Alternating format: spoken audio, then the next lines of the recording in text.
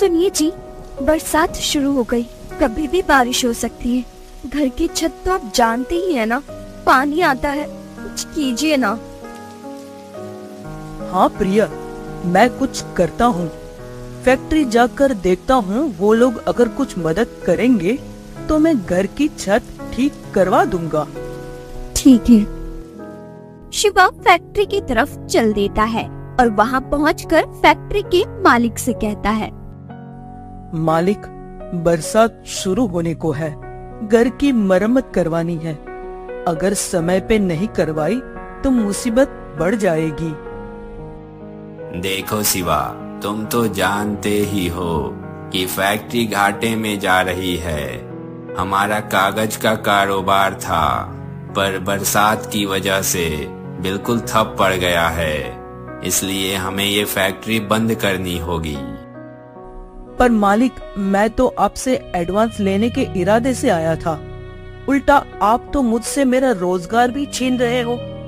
ऐसे में मुझे काम कहाँ मिलेगा? शिवा, मैं तुम्हारी हालत अच्छे से समझता हूँ। धंधा वैसे ही चौपट पड़ गया है। इसलिए अभी मैं तुम्हारे बारे में नहीं बल्कि अपने परिवार के बारे में सोचूंगा। तो तुम जाओ और कहीं और काम ढूंढ लो, और मुझे भी ढूंढना पड़ेगा कोई काम जिससे घर में राशन जमा कर सकूं। बरसात में बच्चों को दिक्कत ना हो। तुम भी अपना और अपने परिवार का ख्याल रखना। ये सुनकर शिवा मायूस हो जाता है और जगह जगह काम ढूंढने लगता है।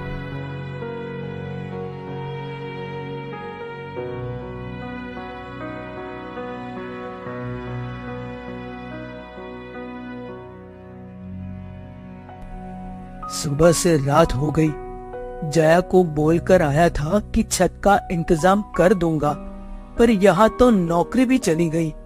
घर ठीक होना तो छोड़ो, खाने तक का इंतजाम नहीं कर पाया। तभी जोर जोर से बादल गरजने लगते हैं। हे भगवान, लगता है बारिश होने वाली है। मुझे तुरंत घर पहुंचना होगा, वरना जया अकेले कैसे संभालेगी। शिवा घर की तरफ चलने लगता है। तभी तेज बारिश शुरू हो जाती है। हे भगवान, इतनी तेज बारिश, अभी घर कैसे जाऊं? तभी शिवा की नजर एक दुकान पर पड़ती है। थोड़ी देर इस चाय की दुकान पर रुक जाता हूँ, तब तक बारिश थोड़ी कम हो जाए और घर जाने का रास्ता भी मिल जाए। शिवा एक चाय की दुकान में रुककर बारिश के थमने का इंतजार करने लगता है। भैया, ये बारिश नहीं रुकने वाली। बारिश का रुख बता रहा है। इस बार ये बहुत कुछ करने वाली है। भगवान ना करे ऐसा हो।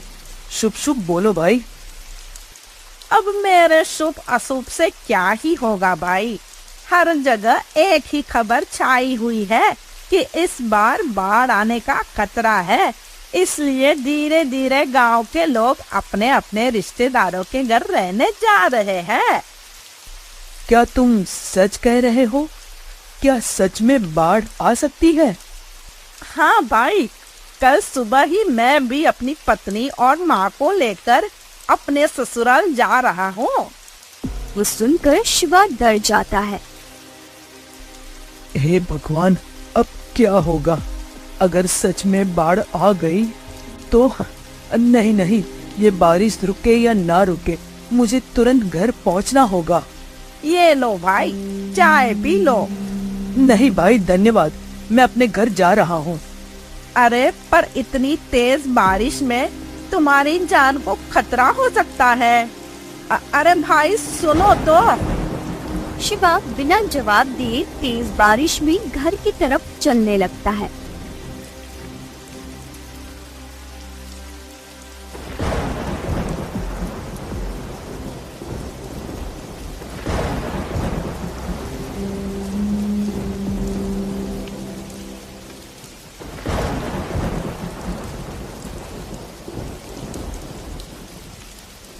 हर तरफ पानी भरा हुआ है। ऐसे जाना नामुमकिन है। मुझे तैर कर ही जाना होगा।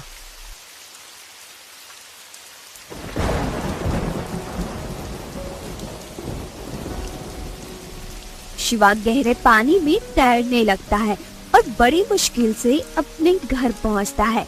जैसे ही घर पहुंचा तो उसके होश उड़ गए, क्योंकि पूरे घर में पानी भरा हुआ था। आधी आधी दीवार तक पानी पहुंच गया था। जया, तुम ठीक हो ना? बच्चे ठीक है ना? हाँ, ये देखिए, मैंने बच्चों को उस ऊंचे पलंग पर बिठा दिया है, पर हमें घर से बाहर पानी निकालना होगा। हाँ, चलो निकलते हैं। वो दोनों बाल्टियों से भर भर कर घर से पानी निकालने लगते हैं।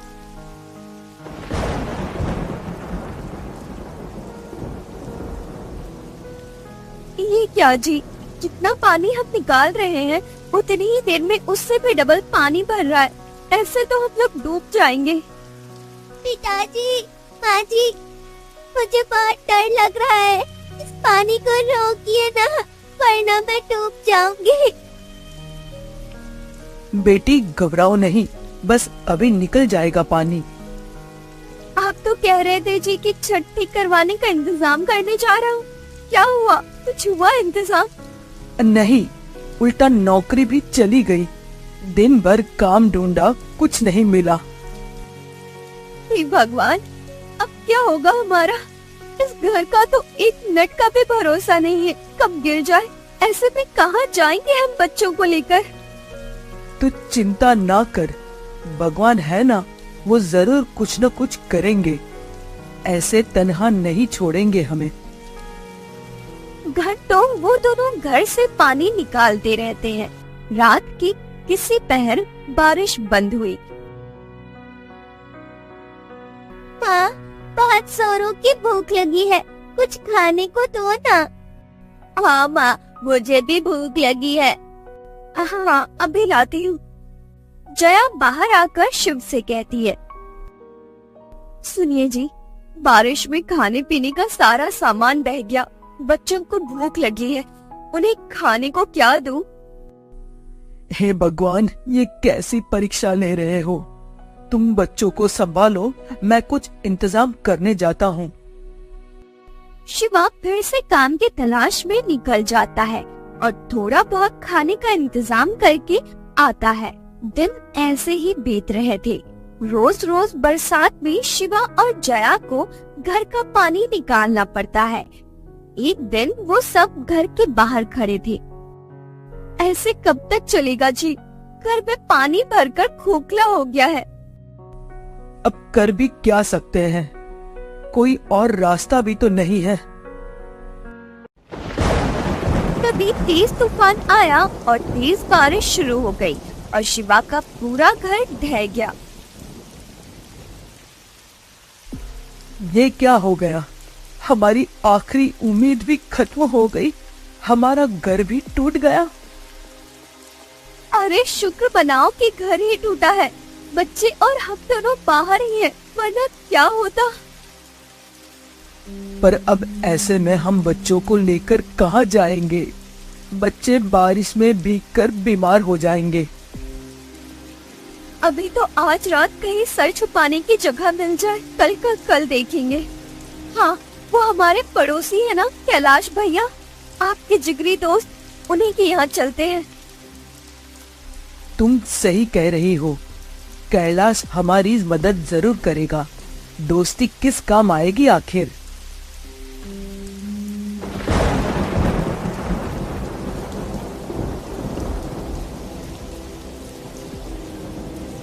वो दोनों बच्चों को लेकर कैलाश के घर की तरफ तेज बारिश में चलते हैं और कैलाश का दरवाजा खटखटाते हैं।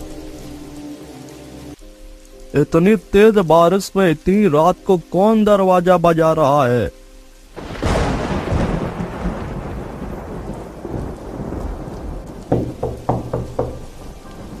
अब लेटे लेटे तो कोई दिखेगा नहीं, उठकर देखो ना। देखता हूँ भाग्यवान, भड़क क्यों रही हो? तुम पकौड़े बनाओ ना। कैलाश ने जैसे ही दरवाजा खोला, अरे शिवा, तू पूरे परिवार के साथ यहाँ इस समय सब ठीक तो है ना? कुछ ठीक नहीं है कैलाश। तेज बरसात की वजह से हमारा घर ढह गया है। सड़क पर आ गए हैं हम लोग। बच्चों को लेकर कहाँ जाता, इसलिए यहाँ आ गया। आज की रात क्या हम तेरे घर में रुक सकते हैं?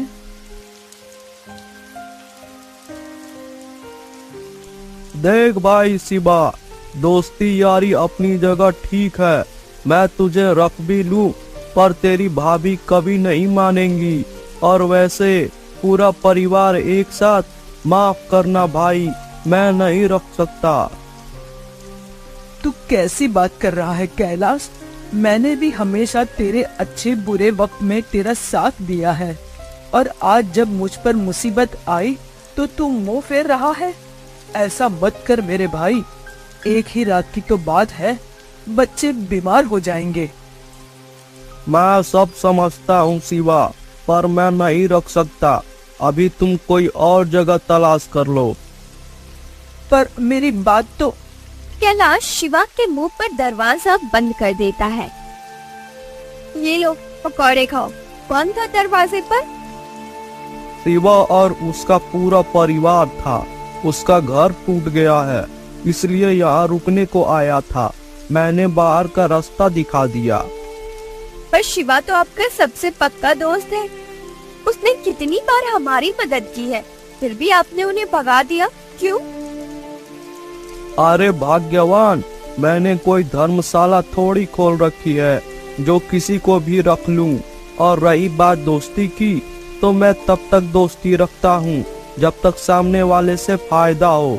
ना उसके पास घर बचा, ना ही पैसा। अब वो कैसे ही मेरी मदद करेगा? भगवान का खौफ कीजिए, मुसीबत आते देर नहीं लगती। कहीं ऐसा ना हो कि आपके ये बड़े बोल आपको ले डूबे। ऐसा कुछ भी नहीं होगा। ये लो पकौड़े खाओ, बहुत ही स्वादिष्ट बने हैं। उधर कैलाश बरसात के मजे ले रहा था, तो वही शिवा का परिवार तेज बारिश के बीच सड़क पर भीग रहे थे। अब तो हमेशा मेरा दोस्त करके उस पर जी जान लुटाते थे, और उसने एक रात के लिए भी दोस्ती नहीं निभाई। वही तो बात है ना, बुरे वक्त में कौन अपना है कौन पराया तभी पता चलता है। कैलाश से मुझे ये उम्मीद नहीं थी। दिल टूट गया आज मेरा। माँ, मुझे बहुत सर्दी लग रही है। हाँ माँ, मेरी तो कंपनी नहीं रुक रही। क्या हम ऐसे भीगते रहेंगे पिताजी? बस थोड़ा सा बर्दाश्त कर लो मेरे बच्चों, जल्दी हम कोई रहने की जगह ढूंढ लेंगे। जैसे ही जया ने गोलू को गले से लगाया तो वो चिल्ला पड़ी, हे भगवान, गोलू को तो तेज बुखार है। ये तो ठंड से कांप रहा है। अब हम क्या करेंगे? मुखिया जी के घर चलकर देखते हैं। अब वह एक ही है जो हमारी मदद कर सकते हैं। हाँ, जल्दी चलो।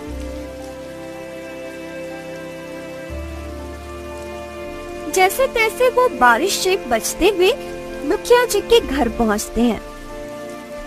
मुखिया जी, बच्चा बीमार है और घर टूट गया है, और बाहर तेज बारिश है। हमारी मदद कर दीजिए। एक रात अपनी हवेली में पनाह दे दीजिए। हा हा हा, यहाँ देख, मेरे माथे पर बेवकूफ लिखा है। नहीं ना, तो तुम मुंह उठाए यहाँ क्यों चला आया? मुखिया जी, आप गांव के कर्ता धर्ता है। अगर बुरे समय में आप ही हमारी मदद नहीं करेंगे तो और कौन करेगा भला? मुखिया हूँ तो क्या, मैंने सबका ठेका ले लिया है। अरे जाओ जाओ यहाँ से, वरना तुम्हें अपने नौकरों से धक्का देकर निकलवा दूंगा यहाँ से। दया कीजिए मुखिया जी, मेरा बच्चा बीमार है। बारिश में और रहा तो इसकी जान को खतरा हो सकता है। हम हवेली के किसी भी कोने में रात बिता लेंगे और सुबह होते ही यहाँ से चले जाएंगे। बस इतना सा उपकार कर दीजिए। लगता है ऐसे नहीं मानोगे तुम लोग। आधी रात को परेशान कर दिया। नौकरों, इन्हें यहाँ से धक्के देकर निकालो ताकि आज के बाद कोई भी गरीब इंसान मुंह उठाकर यहाँ ना आए। रहम कीजिए मुखिया जी, रहम। मुखिया ने उनकी एक भी नहीं सुनी और मुखिया के आदमी ने उन्हें धक्के देकर हवेली से निकलवा दिया। रात भर वो कभी किसी रिश्तेदार का तो कभी दोस्त के घर का दरवाजा खटखटाते रहे, पर किसी ने भी मदद नहीं की। थक हार कर वो एक पेड़ के नीचे बैठ जाते हैं। आज दिखा दिया है लोगों ने, कोई किसी का अपना नहीं होता और बुरे वक्त में तो कोई किसी का साथ नहीं देता। आप हिम्मत मत हारिए जी, इस बुरे समय में हमें और हमारे बच्चे को भी सबक मिलेगा। भगवान हमारे बच्चों की रक्षा करेगा। कैसे रखूं हिम्मत, दिल कर रहा है कोई तो ऐसी जादू की छड़ी मिल जाए जिससे अपने बच्चों के सर पर एक ऐसी छत दे पाऊं जिसे आंधी तूफान भी ना हिला पाए। भरोसा रखिए, एक दिन जरूर हमारे दिन भी बदलेंगे और जिन्होंने आज हमें आंखें दिखाई, भगवान उनकी आंखें एक दिन जरूर झुकाएंगे। रात भर वो ऐसे ही बारिश में भीगते रहे और अपनी किस्मत को रोते रहे।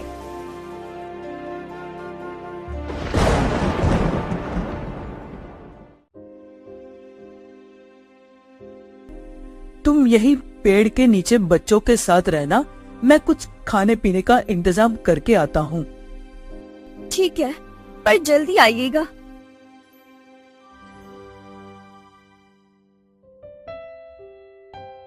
शाम होने से पहले शिवा खाने पीने और गोलू की दवाई का इंतजाम करके आ जाता है। अब बारिश भी नहीं थी तो वो लोग आराम से उस पेड़ के नीचे ही रहने लगे। तभी कैलाश उधर से गुजरा। अरे भाई शिवा, तेरे इतने बुरे दिन आ गए जो ऐसे पेड़ की छाव में रहना पड़ रहा है। थू थू थू, मुझे देखकर बड़ा अफसोस हुआ। बस कैलाश, वक्त वक्त की बात है, आज तुम्हारा समय है। तुम हम पर हंस लो, कल मुझे भी मौका जरूर मिलेगा। सड़क पर आ गए हो फिर भी इतना घमंड, कोई जादू वादू मिल गया है क्या जो इतना घमंड कर रहे हो? चलो कोई बात नहीं, तुम ऐसे ही खाली पीली ही खुश रहो क्योंकि तुम्हारे पास वैसे भी कुछ नहीं है। कैलाश मजाक बनाकर चला तो जाता है, शिवा और जया की आंखों में आंसू आ जाते हैं। तुम दिल पे मत लेना इसकी बात को, मैं जरा कुछ काम देखकर आता हूँ। ठीक है। शिवा काम की तलाश में एक जंगल से गुजर रहा था। लगता है मैं रास्ता भटक गया हूँ। काम ढूंढते ढूंढते पता नहीं कहाँ पहुँच गया। बच्चे मेरा इंतजार कर रहे होंगे, मुझे जल्द ही वापस लौटना चाहिए। जैसे ही शिवा वापस लौटने लगता है तो हैरान रह जाता है। ये तो कोई साधु बाबा है जो ध्यान में बैठे हैं, पर ये क्या, पेड़ की ये इतनी बड़ी टहनी इनके ऊपर गिरने वाली है। अगर मैंने उन्हें तुरंत नहीं बचाया तो उनकी जान चली जाएगी। शिवा उनकी तरफ दौड़ता है और उन्हें धक्का देकर एक तरफ कर देता है, जिससे बाबा का ध्यान टूट जाता है। कौन हो तुम युवक? तुम्हारी वजह से हमारा ध्यान टूट गया। क्षमा करना बाबा, पर अगर मैं आपको धक्का नहीं देता तो ये पेड़ की टहनी आपके ऊपर गिर जाती, जिससे आपको खतरा हो सकता था। ये क्या, तुम्हारे तो हाथ पर चोट लगी है। हमें बचाने के लिए तुमने खुद चोट खा ली। असंभव, आज के दौर में भी इतने अच्छे इंसान होते हैं। धन्यवाद बाबा, मैं जरा जल्दी में हूँ, चलता हूँ। बच्चे मेरे इंतजार कर रहे होंगे। इतना बोल शिवा वहाँ से जाने लगता है। रुक जाओ युवक। कहिए बाबा, आपको कोई मदद चाहिए? हमारी जान बचाकर पहले ही हमारी मदद कर चुके हो। हमारी जान बचाने के बदले अपना इनाम लेकर नहीं जाओगे? इनाम? कैसा इनाम? तुमने हमें जीवन दान दिया है युवक। बदले में हम तुम्हें एक वरदान देना चाहते हैं। ये सुनकर शिवा बहुत खुश हो जाता है। हम तुम्हें वरदान देते हैं कि तुम मिट्टी को चाहो सोना कर दो, कागज को चाहो लोहा कर दो, जमीन आसमान को भी एक कर दो, परंतु क्या बाबा, बताइए ना। परंतु अगले 1 महीने तक ये वरदान काम नहीं करेगा। उसके लिए एक परीक्षा देनी होगी। कैसी परीक्षा बाबा?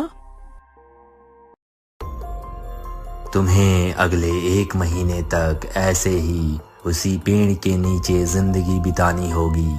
लोगों के ताने भी सुनने होंगे और भूखा भी रहना होगा, पर किसी को पलटकर कुछ नहीं कहोगे, सिर्फ सब्र रखोगे।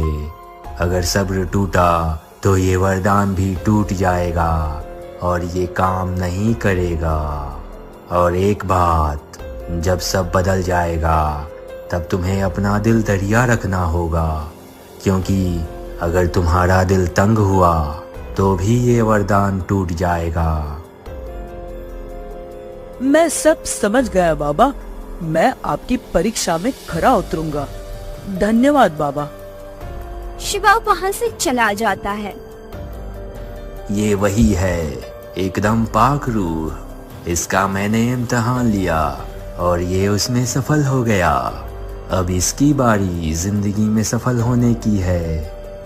अगले ही पल बाबा धुएं में कहीं गायब हो जाते हैं, क्योंकि वो कोई साधारण बाबा नहीं बल्कि भगवान का भेजा हुआ एक फरिश्ता था, जो शायद शिवा की मदद करने आया था। दिन बीतते रहे। शिवा और उसका परिवार मुसीबतों का सामना करने लगे। एक दिन शिवा अपने पुराने काम की फैक्ट्री पहुंच जाता है।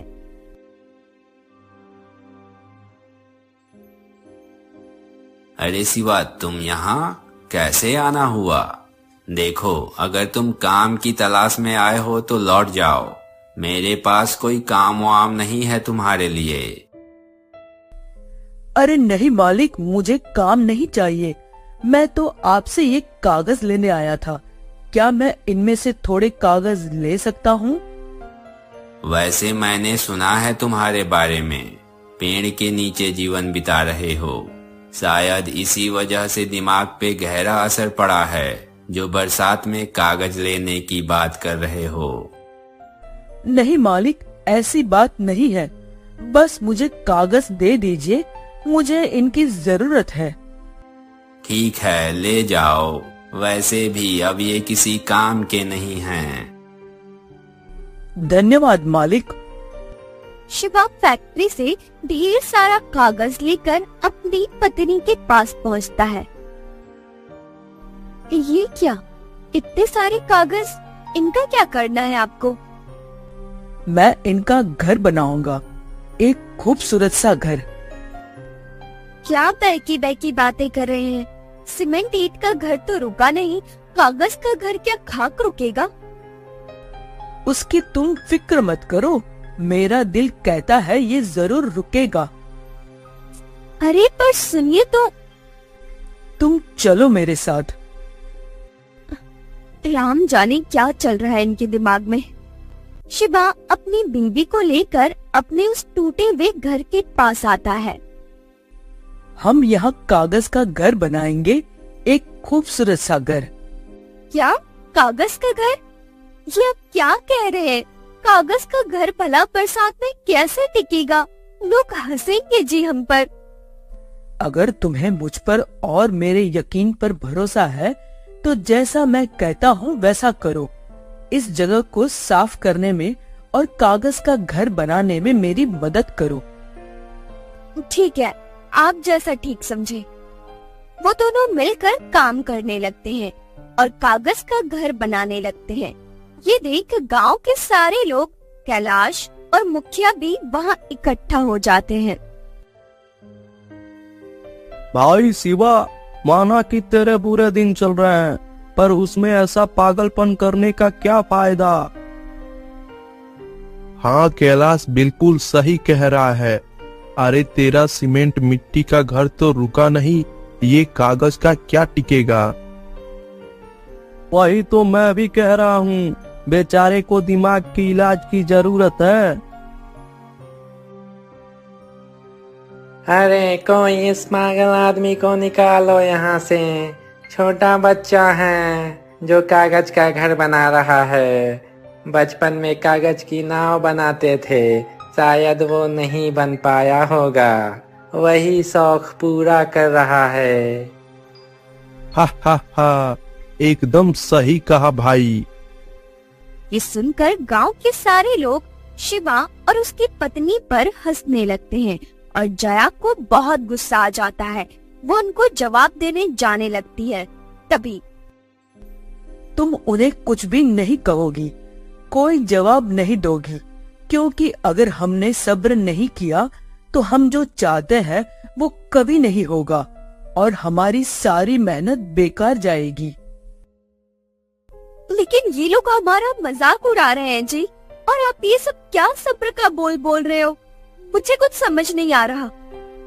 बस थोड़ा सा समय दे दो, फिर मैं तुम्हें सब बता दूंगा। ठीक है, जैसा आप बोलो।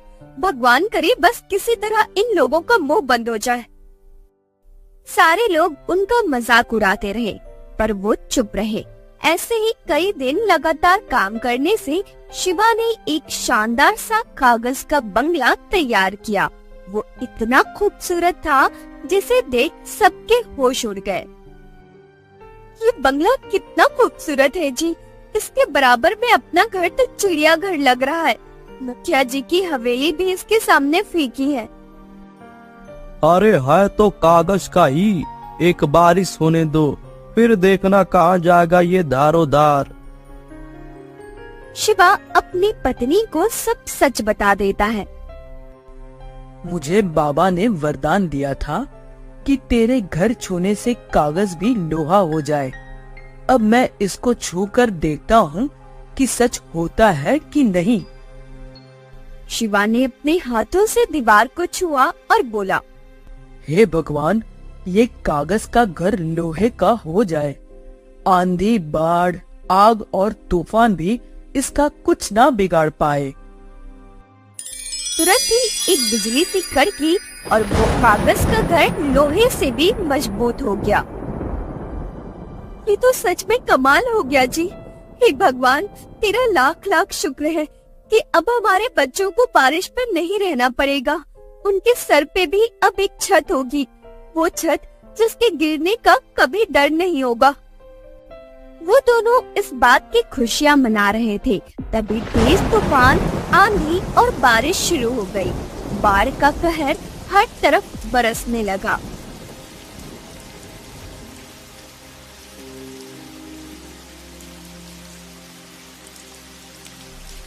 अरे भागो भागो, बाढ़ आ गई, बाढ़ आ गई, सबके घर डूब रहे हैं, सबके घर टूटकर बिखर रहे हैं। मेरी तो इतनी मजबूत हवेली थी, वो भी ढह गई। हे भगवान, ये कैसा कहर है। उस बाढ़ में पूरे गांव के घर टूट चुके थे। तभी एक आदमी चिल्लाया, अरे वहाँ मदद मिल सकती है। शिवा का कागज का घर, उसका अभी तक कुछ नहीं बिगड़ा है। क्या बक रहे हो? हवेलियां तक बह गई और तुम कागज के घर की बात कर रहे हो। ठीक है, मत करो यकीन, मैं तो जा रहा हूँ मदद लेने। ये सुनकर कैलाश, मुखिया और सारे घर वाले भी शिवा के घर के सामने पहुँच जाते हैं। ये एक ऐसा चमत्कार है, हमारी इतनी मजबूत इमारत टूट गई, यहाँ तक कि मुखिया जी की मजबूत हवेली तक टूट कर बह गई, और शिवा का ये कागज का बंगला वैसे के वैसा ही खड़ा है। अरे ये तो सच में कमाल हो गया। कागज का घर कैसे शान से खड़ा है। अभी इस सब का वक्त नहीं है, अभी हमें शिवा के घर में पनाह लेनी होगी, वरना हम सब डूबकर मर जाएंगे। हाँ हाँ, जल्दी से शिवा के कागज के घर में चलो। गांव के सारे लोग शिवा के घर पहुंचते हैं। शिवा मेरे भाई, जब तक ये बाढ़ नहीं रुकती मुझे और मेरे परिवार को अपने घर में रख लो, वरना हम सब इस बाढ़ में डूब जाएंगे। हाँ शिवा, एक तुम ही हो जो मुझे और मेरे परिवार को बचा सकते हो। अरे इसमें पूछने की क्या बात है, आप सब लोग अंदर आइए ना, सब अंदर आ जाओ। शिवा गांव के सारे लोगों को अपने घर के अंदर बुला लेता है। तभी कैलाश और मुखिया को वो सारी बातें याद आ जाती है। आज पता चला सच्ची दोस्ती कितनी बड़ी ताकत होती है। तुम्हारी गरीबी को देखकर मैंने तुम्हें धुतकार दिया। तुम्हें भी उस दिन ऐसे ही मदद की जरूरत थी, पर मैंने मदद नहीं की थी, उल्टा बेइज्जत कर दिया। कैलाश सही कह रहा है शिवा, बहुत घमंड था मुझे भी अपने अमीर होने पर आज समय ने मुझे सच्चाई का सामना करवा दिया कि वक्त बहुत बलवान होता है और घमंड 1 मिनट में मिट्टी में मिल जाता है। ऐसे ही समय पर मैंने तुम्हें धक्के देकर घर से निकलवा दिया था और तुमने माथे पर बिना एक सिकन आए हमें घर में पनाह दे दी। हमें माफ कर दो शिवा, आज हम सब तुमसे बहुत बड़ा सबक सीख चुके हैं। मैं भी तुमसे हाथ जोड़कर माफी मांगता हूँ शिवा, मुझे माफ कर दो। अरे आप लोग माफी क्यों मांग रहे हो? मैंने जो किया वो तो मेरा फर्ज था और आप लोगों को अपनी गलती का एहसास हो गया है, वो ही सबसे बड़ी माफी है। मैंने आप लोगों को माफ किया। ये सुनकर सब लोग बहुत खुश हो जाते हैं और शिवा के घर में ठहर जाते हैं। दिन बीतने के साथ बाढ़ का सिलसिला भी खत्म हुआ और लोग अपने अपने घरों को बनाने में जुट गए। वहीं मुखिया ने एक बहुत अच्छी नौकरी शिवा को दे दी थी, जिससे शिवा अपने परिवार के साथ खुशी खुशी रहने लगा।